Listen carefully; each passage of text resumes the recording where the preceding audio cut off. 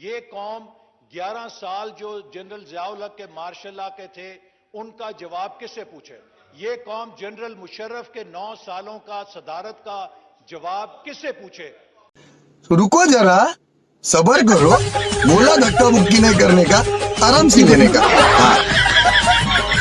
शहीद ज़ियाउल हक को खराजे अकीदत पेश करने के लिए आए। कोई सिंध से आया है, कोई फ्रंटियर से आया है, कोई पंजाब से आया है और कोई बलूचिस्तान से आया, और खुद आए हैं आप।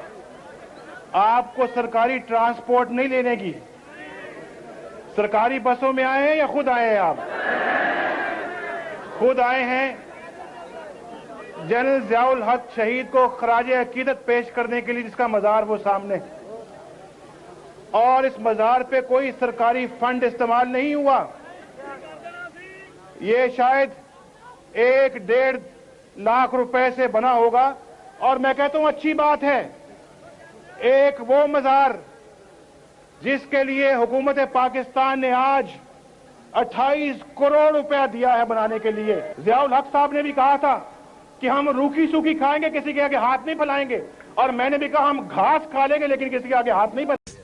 He's still under 40 and owes his fast rise in politics to his close relationship with General ضیاء. I have a great admiration for the late president.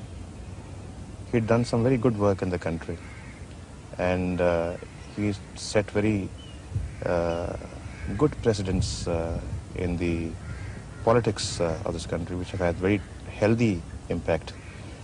And I like to pursue those policies.